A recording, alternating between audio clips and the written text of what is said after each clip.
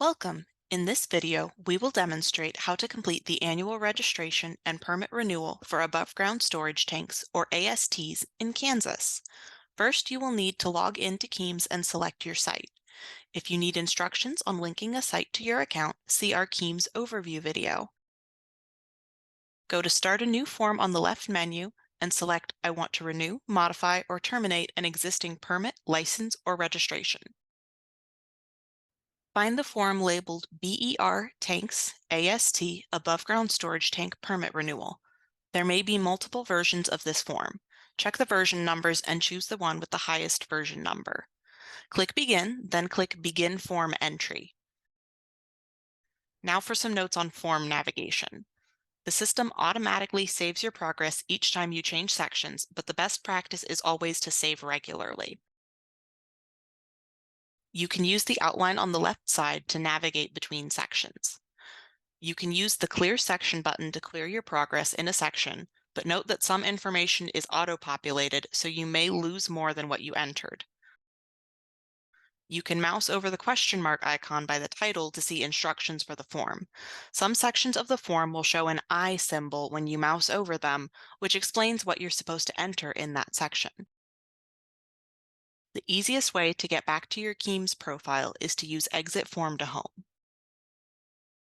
The first section in the permit renewal form is facility information. Most of this is already populated from your registration information: the facility name, KDHE facility ID, facility street address, and facility mailing address. If the facility contact is a user linked to the site in KEIMS, then you can select them from the drop-down menu to autofill this part of the section. Otherwise, you will need to manually enter that information. At a minimum, that is first and last name, phone type, and phone number. Keep in mind that most of the auto-populated information in the form cannot be changed by the tank owner in KEIMS. If there has been a change in ownership, status, or product type, you will need to submit a change of ownership/change in status or product form before renewing the permit. Next is tank owner and 24-hour emergency contact information.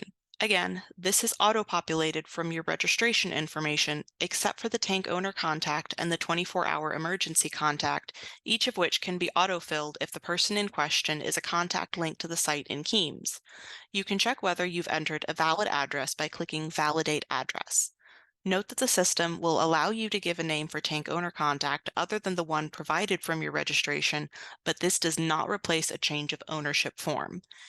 If there has been a change in ownership, you will need to submit a change of ownership form as well before renewing the permit. If you need to list an additional phone number under 24-hour emergency contact, click Add Phone. The next section is tank information. This is automatically filled based on your registration information. Though there is a Clear button, using this can erase important information about your tanks. If changes need to be made to the information in this section, you will need to exit out of this form and go to the Change of Ownership/Change of Status or Product form. Fill in the appropriate changes and submit the form. Once the form has been reviewed and approved by KDHE staff, you will need to delete the permit renewal form you already started and begin a new renewal form. The new renewal form will have the updated information you provided. Next to these sections in the menu on the left, you'll see a number, in this case 1. That's the number of tanks on your permit. They're also numbered on the renewal form. Only one tank will be expanded at a time. To switch to a different tank, click the tank number above or below the one currently showing. Next is fees, which will show your total fees for the renewal per facility. The permitting fee is $10 per tank if renewed by December 31st. If the permit is renewed after December 31st, a late fee of $50 per tank will be applied. Next, you will review your renewal before submitting. The form will flag any missing information that is flagged as required, but will not catch errors, so be sure to review before submitting. Next is Certify and Submit. You will certify that the information provided is true and correct to the best of your knowledge by submitting your renewal. If you are missing anything that is marked as required, it will display a message in red text stating that the form is incomplete, and you will not be allowed to submit. You can also save and exit from here and come back to the form later. Just make sure to complete the submission by December 31st. Once you click Submit, the system will prompt you to pay the fee for your permit. You can either choose to pay online or by mail. Prompt payment by December 31st is required in order to avoid late fees. You can pay the fee immediately at the end of the permit renewal form, or you can view the total in the financial section in the left-hand column. In the financial section, mouse over the renewal form and click Open.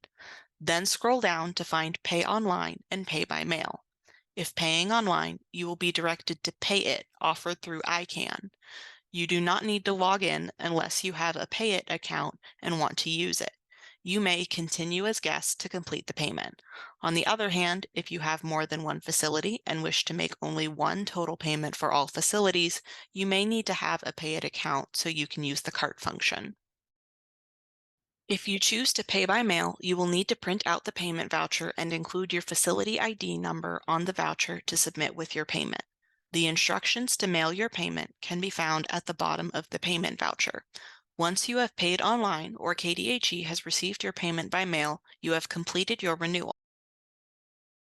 KDHE will process your renewal and contact you if there are any issues.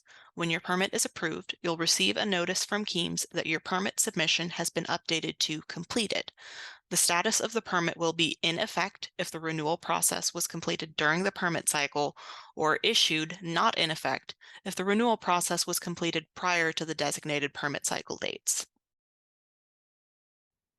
When the permit process has been completed, you can go to your site in KEIMS and print your permit, which is found in the Documents tab for the corresponding facility.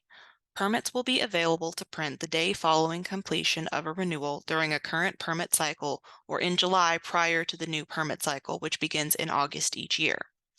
The storage tank programs prefer that you work as much as possible in the KEIMS system. If you need to contact KDHE regarding ASTs, please send an email to kdhe.tankinfo@ks.gov with your owner ID, facility ID, and your specific questions.